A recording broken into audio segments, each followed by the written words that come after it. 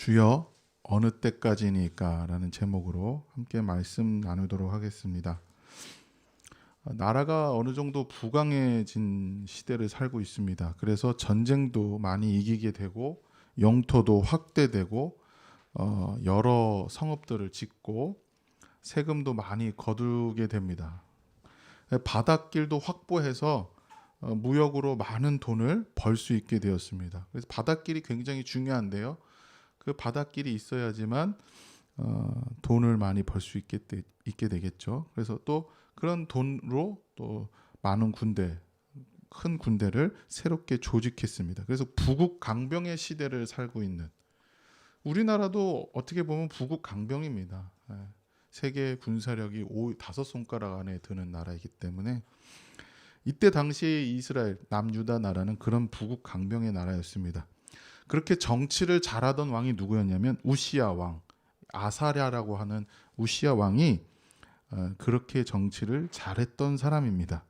그러니까 살기 좋게 만들었고 또 그런데 왕이 갑자기 교만해졌습니다. 그러니까 잘 되면은 좀 겸손해야 되는데 사람이 좀 그렇지가 않은 것 같아요.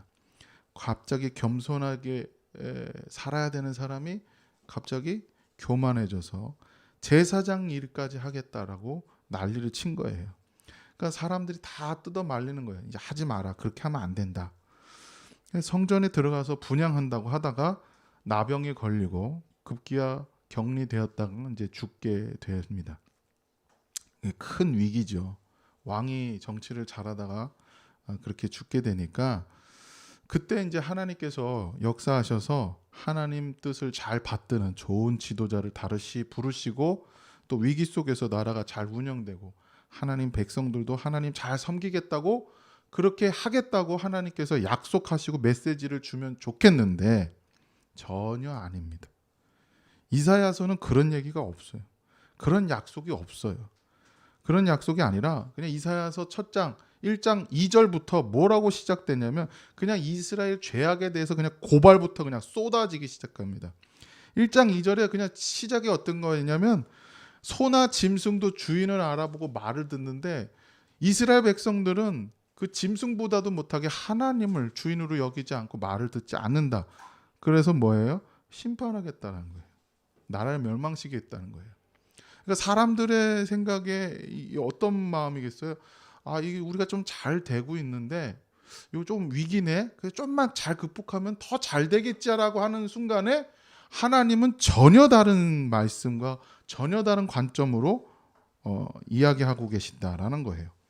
그러니까 무언가 희망을 주는 이야기를 해주면 좋겠는데 좀 어려운 일이 생겼어. 그렇지만 하나님의 은혜로 잘 될 거야. 잘 될 거야. 이렇게 하면 좋겠는데 망할 거야. 하나님이 심판할 거야. 이런 소리가 이제 튀어나오기 시작합니다. 오늘 본문에 우시야가 죽던 해에 이사야가 부름받은 사명 받는 장면이 나오는 건데 그 위기에 주님은 모든 것이 잘 될 거야라는 메시지가 전혀 아니라 갑자기 그냥 주님의 모습이 등장해요. 그래서 주님이 높은 보좌에 앉아 계시고 또 그것을 주님의 옷자락이 성전에 가득하고 스랍들, 이 천사들 같은 존재들이 찬양이 가득했다는 거예요. 그래서 거룩하다. 근데 그 천사들의 모습을 보니까 6날개가 있는데 2날개는 하나님의 영광을 차마 그냥 볼 수가 없어서 2날개로 얼굴을 가렸고 2날개는 하체, 이 다리를 이 하체 아래 발을 가렸다는 거는 원래는 대변을 볼 때 하체를 가린다라는 뜻으로 말을 성경에서 쓰긴 하는데 자기의 부끄러움을 가렸다라는 거예요. 그러니까 하나님 앞에 서면 누구도 다 이 천사들 같이 온전한 존재들도 하나님 앞에는 부끄러운 존재들인 거죠. 그래서 자기의 발을 가렸다라는 건 자기의 부끄러움을 가렸다라는 뜻으로 보면 돼요. 2날개는 뭐합니까? 날아다녔다라고 합니다. 그러니까 하나님의 뜻을 시키는 대로 순종하며 그대로 행하며 다녔다라는 뜻으로 보시면 될 것 같아요. 그러니까 하나님이 어떤 존재다? 모든 세상을 다스리시는 왕. 이 신적인 존재의 천사들도 하나님 앞에 감히 설 수 없고 하나님 앞에 뭐예요? 찬양과 경배를 드릴 수밖에 없는 그러한 존재. 그러니까 근데 그 영광이 뭐가 가득하대요. 찬양도 가득, 하나님의 영광도 가득, 옷자락도 가득. 그러니까 옷은 뭐예요? 그가 가지고 있는 신분과 권위를 나타내는 거잖아요. 그 권위가 가득. 그러니까 무슨 말씀이시냐면은 우시야 왕이 죽어서 위기 같으냐? 그게 위기가 아니라는 거예요. 참된 이스라엘의 왕은 여호와 하나님이다라는 거예요. 그러니까 하나님의 영광이 아직 가득하고 있고 하나님의 통치나 하나님의 행하심이나 하나님의 그런 모든 것들이 충만하기 때문에 사람 하나 왕이 하나 죽었다고 해서 위기가 아니라는 거예요. 여호와 하나님이 진짜 왕이다라고 선포하는데 정치자라는 왕이 죽었다고 위기냐? 그것 때문에 위기가 불안해할 것이 아니라고 얘기하시는 겁니다. 그가 잘나서 잘 되고 그가 못나서 못 되고 하는 문제가 아니라 하나님은 여전히 통치하시기 때문에 하나님의 뜻대로 될 것이다 라는 것이에요. 그래서 진짜 위기는 그게 사람이 죽어서 위기가 아니라 정치자라는 왕이 죽어서 위기가 아니라 다른 게 있다라고 얘기하시는 거예요. 자, 하나님 통치와 뜻대로 되는 것이 그럼 사람들은 뭐라고 생각했겠어요? 위기라는 게 부국강병이 계속 잘 되지 않는 게 위기라고 생각했던 거죠. 살기 좋은 환경이 되지 않는, 그럼 살기 좋은 환경의 나라가 되는 것이 안 되는 건가? 이런 생각도 하는데 이건 별개의 문제라는 거예요. 그러니까 하나님의 관심은 부국강병이나 살기 좋은 환경의 관심이 아니라 이스라엘의 영적 상태를 보고 말씀하시는 겁니다. 성전의 옷자락이나 스랍들의 찬양 소리, 하나님의 영광이 온 땅에 가득한데 지금 이 전제의 말씀 뭐예요?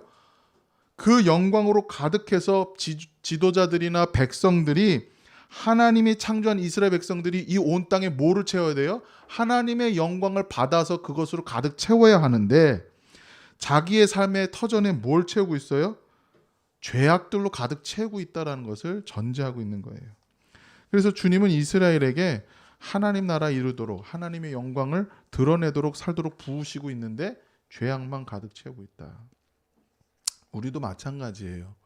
하나님의 영광으로 채우고 하나님의 것으로 채워야 되는데 내가 원하는 걸로 자꾸만 우리의 삶을 자꾸만 이렇게 꾸미려고 하고 이렇게 채우려고 하고 있습니다.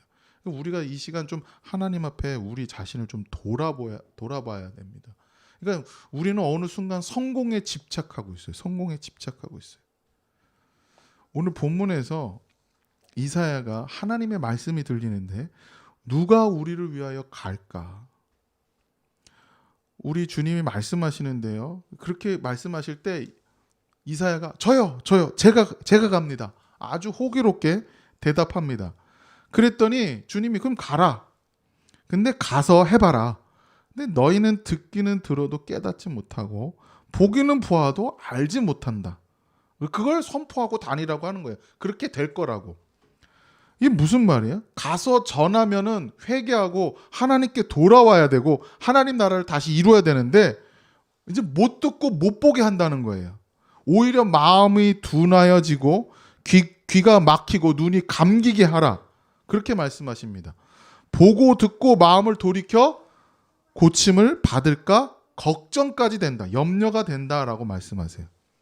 그러니까 하나님 말씀에 회개하고 돌이켜서 하나님 백성답게 살도록 해주셔야 되는데 그렇게 이사야가 그렇게 하면은 사역도 성공적으로 잘 되는 거잖아요. 그런데 주님은 뭐예요?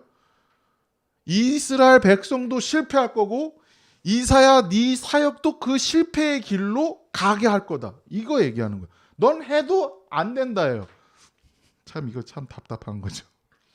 누구나가 성공을 바라는데요. 저도 성공을 바랍니다. 그러니까 그동안 사역 속에서 크고 작은 성공들을 이뤘고 또 반대로 크고 작은 실패들을 맛봤습니다. 그 중에 하나가 시골의 농촌교회에서 목회를 하던 거였어요. 서울에서 부목사로 일을 하고 있다가 시골교회 담임 목사로 청빙을 받은 적이 있습니다. 시골교회를 보니 몇 사람 없어요. 거의 다 어르신들이고 대부분 또 장애를 가지고 계신 분들이. 그래서 장애를 안 가지신 분들도 있긴 있는데 몇 안 돼요. 손가락을 꼽아요. 그분들은 또 글씨도 잘 모르세요. 글씨도 아는 사람도 별로 없고, 아이들이 몇이 있는데 대부분 또 장애를 가지고 있고, 보통 농촌교회, 보통 시골 목회라고 생각하면 안 되는 곳이었어요. 주변에 간다고 했더니, 이런 교회가 있는데 청빙을 받았다고 했더니 반대를 합니다. 가지 말라고. 고민이 되고 걱정도 됐습니다. 어느 누구도 이렇게 속 시원하게 야, 잘 됐다, 가봐라, 열심히 해봐라, 뭐 응원한다, 뭐 이렇게 얘기하면은 좋겠는데 어떡하냐, 힘들겠다, 뭐 그냥 기도할게, 뭐 그냥 안 됐다라는 그 소리만 가득했어요. 그래서 그런 소리를 계속 듣다 보니까 목회가 이제 실패할 수 있고 사역이 안 될 수도 있겠다, 뭐 이런 생각이 들었어요. 그래서 기도하다가 생각이 이런저런 생각이 드는데 갑자기 이런 마음이 드는 거예요. 실패하면 안 갈 건가? 가지 말아야지가 아니라 가야겠다, 이런 생각이 더 들었습니다. 그래서 갔습니다. 가서 열심히 그냥 예배하고 말씀 전하고, 그래서 아이들 불러다가 밥 먹이고, 그래서 제가 잘하는 요리는 라면을 잘 끓이게 됐어요. 어쨌든 그렇게 해서 열심히 해봤는데, 뭐 전도도 해봤어요. 근데 특별하게 뭐 이렇게 할 수 있는 것이 별로 없었습니다. 동네 사람 자체가 별로 없어요. 땅은 넓어요. 면적이 성남시보다 조금 작은 면적인데 인구는 한 5천 명에 불과합니다. 아파트 한 단지 정도밖에 되지 않아요. 그 넓은 면적이. 근데 소가 더 많아요. 사람보다 더 많은 곳이고, 선교팀도 부르고 정기적으로 전도도 해보고 참 어려워요. 그런 와중에 교육관도 짓고 사택지도 짓고 뭐 열심히 이것저것 그냥 한 것이라고는 그냥 이것저것 해보면서 몸부림을 친 겁니다. 몸부림을 친 거예요. 지금 와서 보면은 실패인가? 성공인가? 이런 생각을 해봅니다. 많은 사람들이 모이고 헌금도 많이 좀 거쳐서 그런 것들로 많은 사역들을 했다면 그것이 성공이라면 저는 실패한 목회였습니다.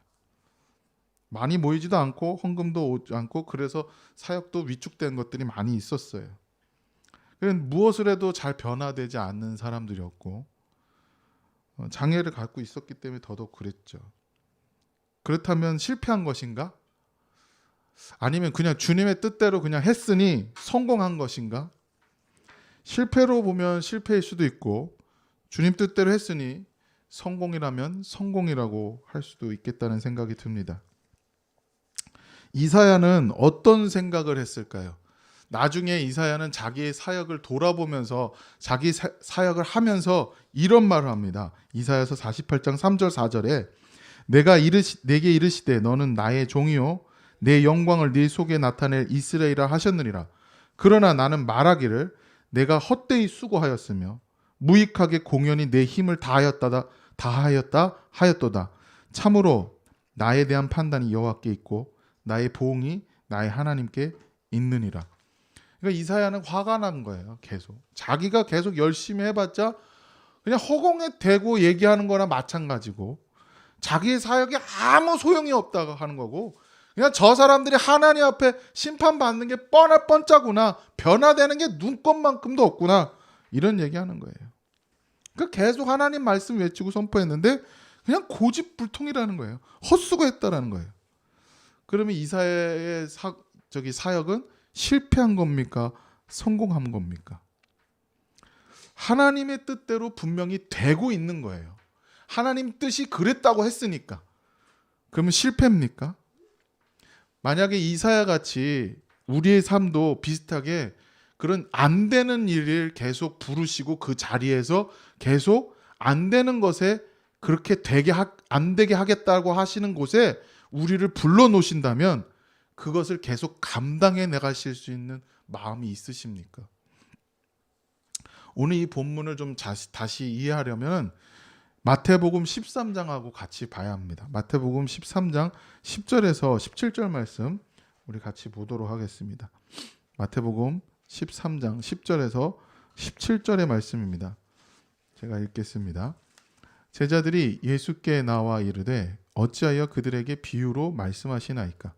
대답하여 이르시되 천국의 비밀을 아는 것이 너희에게는 허락되었으나 그들에게는 아니 되었나니 무릇 있는 자는 받아 넉넉하게 되되 없는 자는 그 있는 것도 빼앗기리라.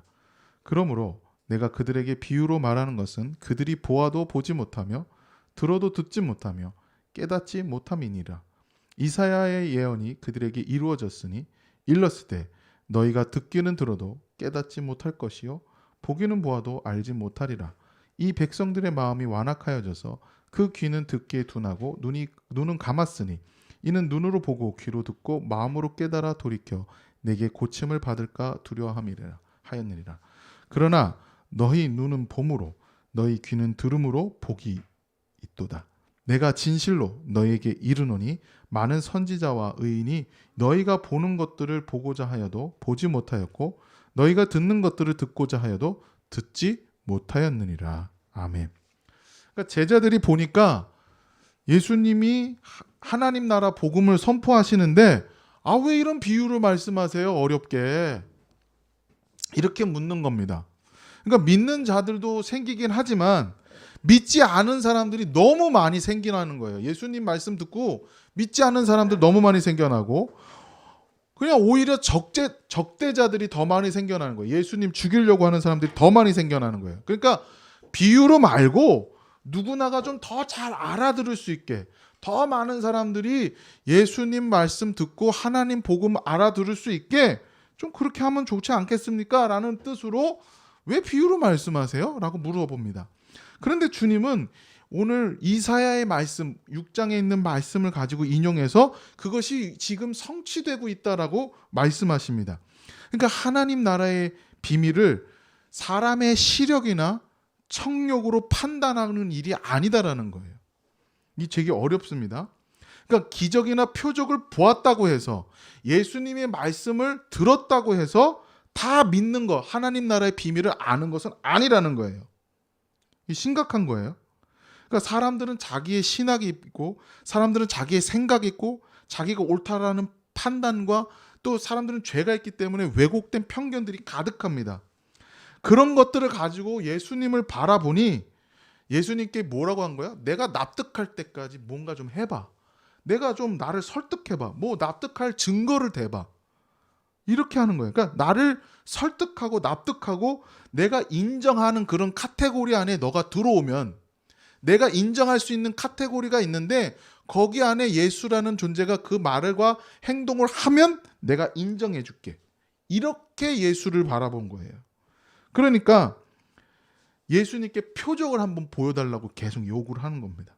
그러니까 주님은 이렇게 완악하고 왜곡되고 편견된 신앙을 갖고 있는 사람들은 봐도 보지 못하고 들어도 듣지 못한다는 거예요. 그 예가 바로 씨 뿌리는 비유입니다.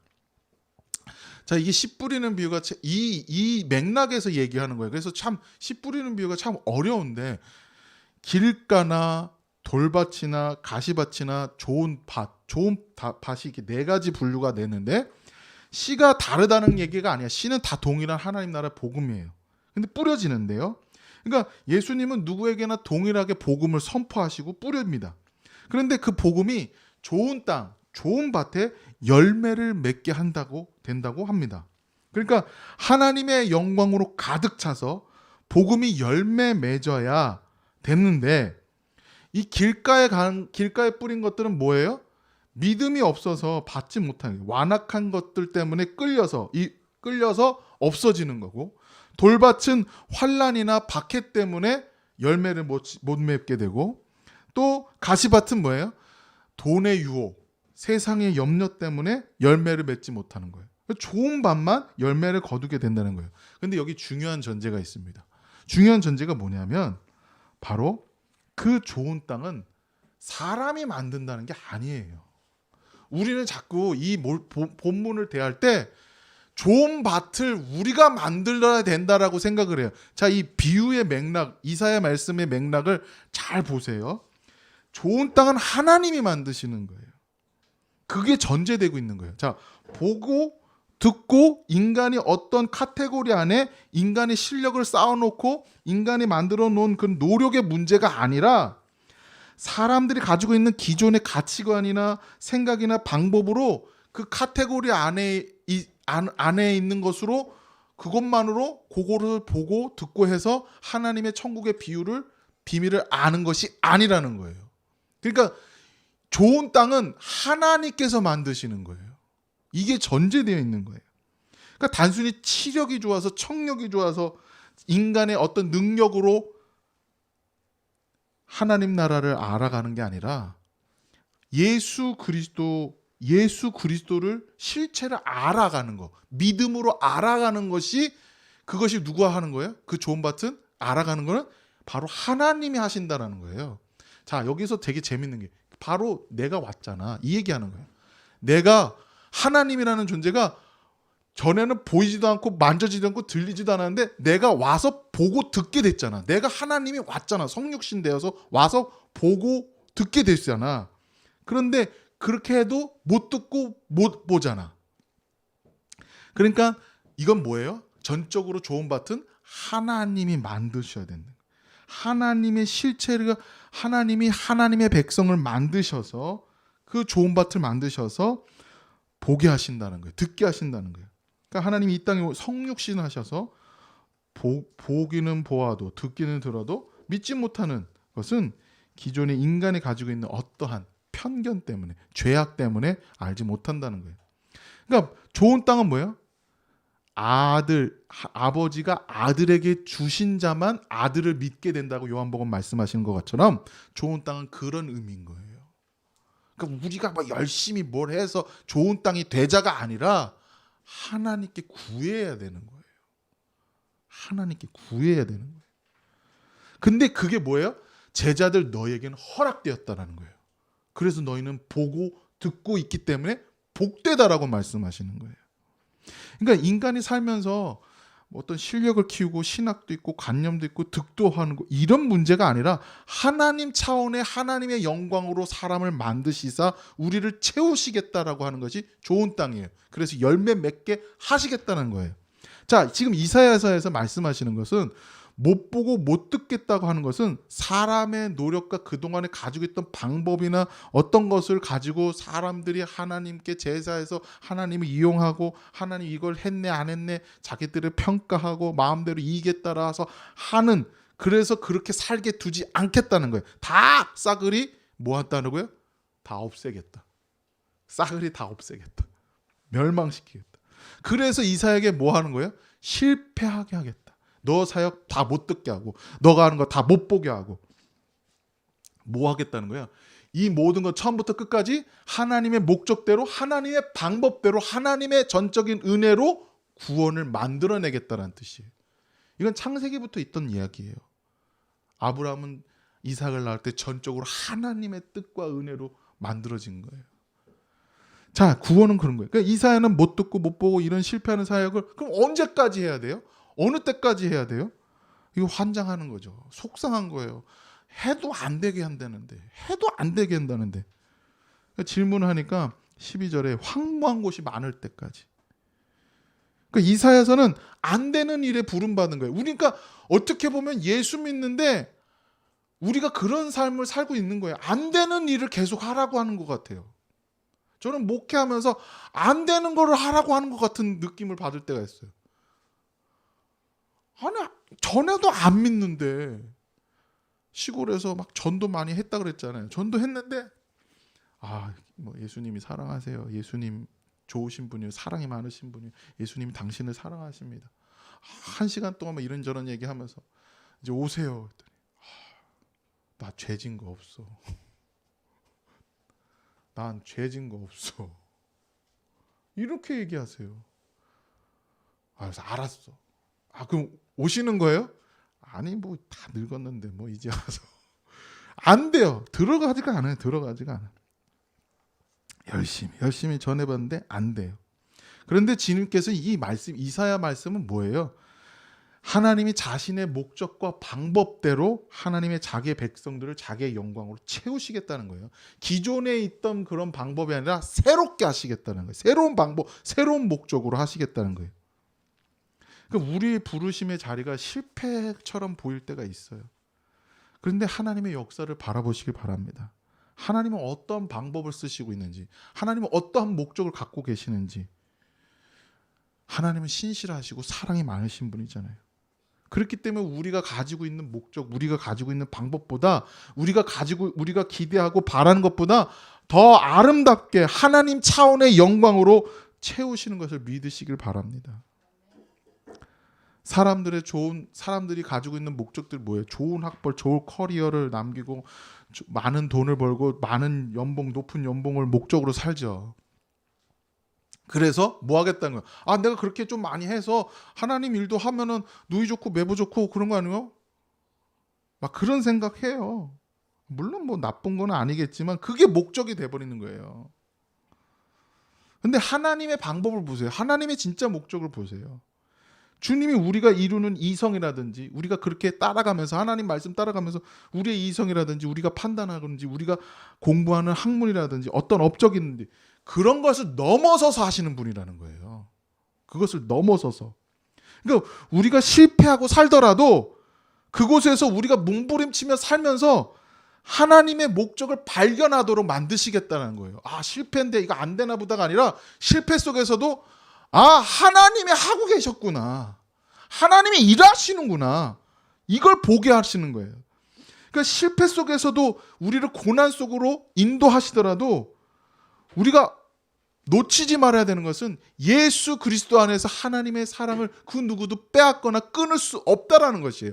하나님의 방법과 목적은 그대로 계속 이루어지고 있는 거예요. 그러니까 우리는 낙심할 필요가 없어요. 내 삶이 실패되는 것 같고 뭔가 안 되는 것 같아도 낙심할 필요 없어요. 하나님의 목적이 보이면 실패가 계속돼도, 고난이 계속돼도 하나님의 선하신 뜻대로 이루어지고 있음을 믿으시길 바랍니다. 누가복음 5장 말씀 우리가 같이 볼 텐데요. 누가복음 5장 1절에서 11절 말씀 이렇게 기록되어 있습니다. 제가 읽겠습니다. 무리가 몰려와서 하나님의 말씀을 들을새 예수는 게네사렛 호숫가에 서서 호숫가에 배 두 척 있는 것을 보시니 어부들은 배에서 나와서 그물을 씻는지라. 예수께서 한 배에 오르시니 그 배는 시몬의 배라. 육지에서 조금 떼기를 청하시고 앉으사 배에서 무리를 가르치시더니 말씀을 마치시고 시몬에게 이르시되 깊은 데로 가서 그물을 내려 고기를 잡으라. 시몬이 대답하여 이르되 선생님, 우리들이 밤이 새도록 수고하였으되 잡은 것이 없지만은 말씀에 의지하여 내가 그물을 내리리다 하고, 그렇게 하니 고기를 잡은 것이 심이 많아 그물이 찢어지는지라. 이에 다른 배에 있는 동무들에게 손짓하여 와서 도와달라 하니 그들이 와서 두 배의 채우에 잠기게 되었더라. 시몬 베드로가 이를 보고 예수의 무릎 아래 엎드려 이르되 주여, 나를 떠나소서, 나는 죄인이로소이다 하니, 이는 자기 및 자기와 함께 있는 모든 사람이 고기 잡힌 것으로 말미암아 놀라고 세베대의 아들로서 시몬의 동업자인 야고보와 요한도 놀랐습니다. 예수께서 시몬에게 이르시되 무서워하지 말라, 이제 후로는 네가 사람을 취하리라 하시니 그들이 배들을 육지에 대고 모든 것을 버려두고 예수를 따르니라. 아멘. 이 되게 재미있는 말씀인데요. 주님은 시몬 베드로를 부르십니다. 베드로는 밤이 새도록 아무것도 잡지 못했습니다. 근데 우리 주님은 밤새 일하고 지친 베드로에게, 시몬에게 깊은 데로 가서 그물을 내리라고 말씀하십니다. 자, 물고기가 낮에 잡혔으면 낮에 와서 잡았겠죠. 근데 베드로는 언제 와서 잡았어요? 밤에 잘 잡히니까, 밤에 돌아다니는 물고기니까 밤에 잘 잡히니까 밤에 와서 잡은 거예요. 근데 낮에 잡으라고 해요. 말도 안 되는 거예요. 밤에 잘 잡히니까 밤에 와서 했는데 갑자기 낮에 물고기를 그물을 내리라? 근데 더군다나 깊은 곳에, 낮엔 깊은 곳엔 잡히지가 않아요. 있지도 않은 거예요, 물고기가. 그러면 실패할 일인 거예요. 뻔한 일인 거예요. 가서 해봤자 되지도 않는 일을 해보라고 하는 거예요. 우리를 그렇게 부르시는 거예요. 실패하는 곳으로 가게 하시는 거예요. 깊은 곳으로 가게 하시는 거예요. 해도 되지 않은 곳에, 누가 봐도 정상적인 우리가 가지고 있는 이성과 학문과 판단을 가지고서 해봐도 안 되는 것을 시키시는 거예요. 베드로의 어부의 경험과 경력이 있잖아요. 실패할 일이지만 주님이 말씀하시니까 그 말씀에 순종해서 따라 봅니다.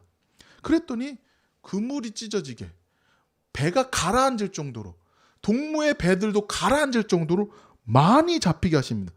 실패할 일에도 주님은 일하시고 있다는 거예요. 주님의 방법으로 일하시고 주님의 목적으로 일하십니다. 그래서 베드로를 새로운 존재로 부르시는데, 물고기를 단순히 많이 잡게 하는 목적이 아니라 주님의 목적은 뭐였어요? 사람 남는 어부가 되게 하는 사람.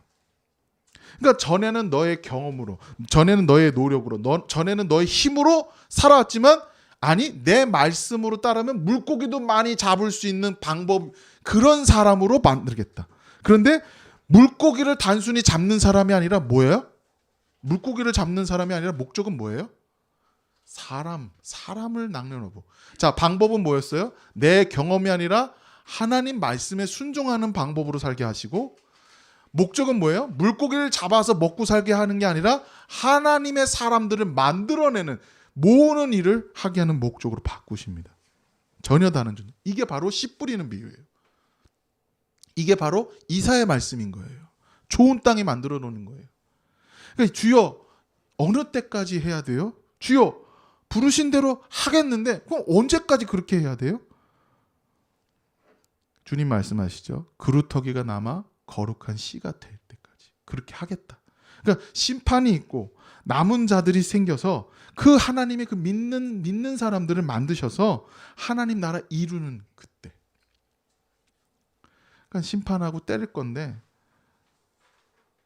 하나님이 나를 다시 만들겠다는 거예요. 이사야서는. 아, 내가 이렇게 하면 되겠지, 이렇게 노력하면 되겠지가 아니라 그냥 전적으로 하나님이 이렇게 나를 만들겠다고 딱 하시는 거예요.